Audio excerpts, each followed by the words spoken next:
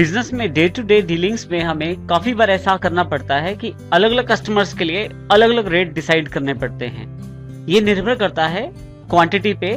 जैसे मान लीजिए किसी कस्टमर ने हमसे कम सामान खरीदा या कम गुड्स खरीदी, उसको हम रिटेल रेट चार्ज करेंगे, और इसी तरह से किसी कस्टमर ने हमसे क्वांटिटी ज्यादा खरीदी तो उसको हम होलसेल रेट चार्ज करेंगे। ऐसी ऑप्शंस को इंप्लीमेंट करने के लिए हमारे पास टैली में प्राइस लिस्ट अवेलेबल है। प्राइस लिस्ट हम डिफरेंट कस्टमर्स के लिए अप्लाई कर सकते हैं, जिसमें हम अलग अलग रेट्स को पहले से ही फिक्स कर सकते हैं और अकॉर्डिंग टू कस्टमर हम उस रेट को उस कस्टमर से चार्ज कर सकते हैं। इसको हम एग्जांपल से समझते हैं। जैसे डीडी कंपनी है जो वो एक लैपटॉप हमसे लेती है, जबकि जेनटेक कंपनी है वो 2 लैपटॉप हमसे खरीदती है, और इसी तरह से एक बीटा कंप्यूटर्स है जो 3 लैपटॉप उसने हमसे खरीदे हैं। अब हम चाहते हैं कि अकॉर्डिंग टू द रेट इनको चार्ज किया जाए। ऐसी ट्रांजैक्शंस करने के लिए हम प्राइस लिस्ट का प्रयोग करते हैं, जिसमें अलग अलग कस्टमर्स के लिए अलग अलग रेट हमें डिसाइड करना है, तो वो एंट्री के वक्त ही हम डिसाइड कर सकते हैं। इसके लिए हम प्राइस लिस्ट का प्रयोग करेंगे। हमारे पास गेटवे ऑफ टैली की स्क्रीन उपलब्ध है। यहां से जो बटन टूल बार है इसमें हम फीचर्स को चुनेंगे। इसके लिए शॉर्टकट की का प्रयोग कर सकते हैं F11। फीचर में हमारे पास यहाँ पे इन्वेंट्री फीचर्स, कंपनी फीचर्स के अंतर्गत accounting features, inventory features, statutory और टैक्सेशन फीचर्स अवेलेबल है। इसमें मैं इन्वेंट्री फीचर को सिलेक्ट कर लेता हूं। तो यहाँ देखें ऊपर कंपनी का नाम अवेलेबल है और नीचे हमारे पास इन्वेंट्री फीचर्स की एक लिस्ट अवेलेबल है, जिसमें काफी सारे हेड बने हुए हैं। इसमें हमारे पास सेल्स मैनेजमेंट के नाम से एक हेड है, जिसके अंतर्गत use multiple price levels, price list के लिए हमारे पास ऑप्शन अवेलेबल है। मैं इसे यस कर देता हूं और इसे सेव कर लेता हूं। जैसे ही एंटर करता हूं मेरे पास कंपनी प्राइस लेवल्स अवेलेबल हो जाएंगे। यहाँ पे मैं 3 प्राइस लिस्ट बनाना चाहता हूं, एक रिटेल के लिए, एक होलसेल के लिए, एक डिस्ट्रीब्यूटर के लिए। कंप्लीट प्राइस लेवल बनाने के लिए मैं यहाँ पहले नाम देता हूं, रिटेल नाम देके एंटर प्रेस करता हूं, दूसरा होलसेल और तीसरा डिस्ट्रीब्यूटर के नाम से कंपनी प्राइस लेवल्स के नाम दे देता हूं। उसके पश्चात जैसे ही एंटर करता हूं यहाँ पे मैं एक्सेप्ट कर लेता हूं चेंजेस को, और यहां से मैं फिर से गेटवे ऑफ टैली पे वापस आ जाता हूं। अब हमें यहाँ से प्राइस लिस्ट डिफाइन करनी है। इसके लिए गेटवे ऑफ टैली के अंतर्गत हम इन्वेंट्री इन्फो को चुनेंगे। इन्वेंट्री इन्फो के अंतर्गत यदि आप ध्यान दें तो प्राइस लिस्ट का ऑप्शन अवेलेबल हो गया है।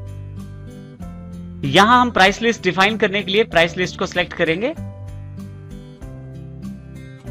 हमारे पास यहाँ प्राइस लिस्ट किस आइटम पे या किस ग्रुप पे एप्लीकेबल करनी है उसकी लिस्ट अवेलेबल हो गई है लिस्ट ऑफ ग्रुप्स के अंतर्गत। मैं चाहता हूं कि जो मेरी प्राइस लिस्ट है वो लैपटॉप्स पे अवेलेबल रहें। मैं लैपटॉप सेलेक्ट करके एंटर कर देता हूं। जैसे ही एंटर करता हूं मेरे पास यहाँ प्राइस लेवल्स जो मैंने बनाए थे वो तीनों अवेलेबल हो गए हैं। यहां से मैं प्राइस लेवल्स में रिटेल सेलेक्ट कर लेता हूं। कब से मेरी ये प्राइस लिस्ट लागू हो तो वो डेट मैं यहाँ दे सकता हूं, 1 जून 2010 से मेरी प्राइस लिस्ट एप्लीकेबल हो जाएगी। और इसी तरह से जब मैं एंटर करता हूं तो यहाँ मुझे क्वांटिटी देनी है। लेस देन क्वांटिटी के अंदर मैं यहाँ 2 लिख देता हूं, यानी कि अगर 2 से कम लैपटॉप बिकते हैं तो क्या रेट रहेगा। यहाँ यदि आप ध्यान दें तो हमारे पास राइट हैंड साइड में कॉस्ट प्राइस दिया गया है, और इस कॉस्ट प्राइस के आधार पे मैं अपना रेट सेट कर सकता हूं। जो कॉस्ट प्राइस एचपी पवेलियन का 19,000 रुपए है, रिटेल में मैं उसे 24,000 रुपए का बेचना चाहता हूं। और यहां पे यदि आप कोई डिस्काउंट देना चाहते हैं तो वो भी आप दे सकते हैं। मैं अभी इसे ब्लैंक छोड़ देता हूं, फिर से एंटर करता हूं। अगर 2 पीस से लेके 5 पीस के बीच में कुछ सेल होती है अगर, तो रेट जो रहेगा वो 23,000 रुपए रहेगा, और 5 पीस से 10 पीस के बीच अगर कोई सेल होती है तो रेट 21,000 रुपए रहेगा। इस प्रकार से मैंने एचपी पवेलियन के लिए प्राइस लिस्ट सेट की है, जिसमें डिस्काउंट मैंने बिल्कुल ब्लैंक कर दिया है, यानी कि खाली छोड़ दिया है। अब मैं यहां से एंटर कर देता हूं और ब्लैंक एंटर करते हुए आगे चला जाता हूं एचपी सीरीज पे। इसी तरह से आप एचपी सीरीज के डिस्काउंट भी भर सकते हैं। मैं इसे ब्लैंक छोड़ के आगे चला जाता हूं G460 पे, इसे भी ब्लैंक छोड़ देता हूं यहां से, और G560 पे मैं आ जाता हूं। यहां पे फिर से मैं बताता हूं कि अगर 2 से कम पीस बिके, यानी कि 1 पीस बिके, तो जो रेट रहेगा वो हमारा रहेगा 23,000 रुपए। लेकिन यहाँ मैं डिस्काउंट प्रोवाइड भी करना चाहता हूँ। यदि मैं बिल में को डिस्काउंट देना चाहता हूँ तो यहाँ पे मैं डिस्काउंट मेंशन कर सकता हूँ। मैं यहाँ 5% डिस्काउंट देना चाहता हूँ तो मैं 5 एंटर कर देता हूँ। इसी तरह से 2 पीस से लेके 5 पीस के बीच में अगर सेल होती है तो रेट जो है वो 22,000 रुपये रहेगा, जिसमें फिर से 6% डिस्काउंट रहेगी, जिसमें यदि डिस्काउंट दी जाती है तो 6% डिस्काउंट दी जा सकती है। फिर से एंटर। यदि 5 पीस से 10 पीस के बीच में कुछ सेल होती है तो रेट जो रहेगा 20,000 रुपये रहेगा, और उस पर मैं फिर से 6% डिस्काउंट देना चाहता हूं। इस तरह से मैंने डिस्काउंट सेट कर लिए हैं और साथ में जो प्राइसेस हैं वो भी सिलेक्ट कर लिए हैं, और ये भी बता दिया है कि कितनी क्वांटिटी से लेके कितनी क्वांटिटी के बीच में क्या डिस्काउंट प्रदान करने वाला हूं।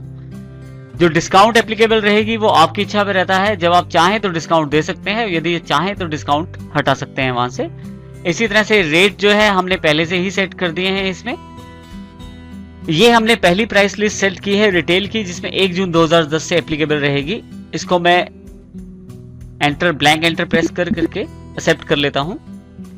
इसी तरह से लिस्ट ऑफ ग्रुप्स के अंतर्गत फिर से लैपटॉप दोबारा सिलेक्ट करता हूं और एक और प्राइस लिस्ट बनाना चाहता हूं जो हमारे होलसेलर्स के लिए रहेगी। मैं होलसेल सिलेक्ट करके एंटर कर देता हूं तो मेरे पास यहाँ पे जो रिटेल वाली सारी इंफॉर्मेशन हट गई है और होलसेल के लिए फिर से मेरे पास यहाँ लैपटॉप्स, क्वांटिटीज और रेट अवेलेबल हो गया है। कब से एप्लीकेबल करना चाहता हूँ लिस्ट में वो एंटर कर देता हूँ। उसके पश्चात दोबारा जैसे ही एंटर करेंगे आपके पास name of item HP Pavilion के अंतर्गत लेस देन, यदि कोई 20 से कम पीस लेता है तो उसके लिए जो रेट रहेगा वो 20,500 रुपये रहेगा बिना किसी डिस्काउंट के। अगर कोई 20 से 50 पीस के बीच परचेज करता है हमसे, उस केस में हम उसे जो रेट देंगे 19,800 रुपये देंगे। और इसी तरह से 50 से 100 पीस के बीच अगर कोई परचेज करता है तो उसको जो हम रेट देंगे 19,500 रेट अवेलेबल करवाएंगे।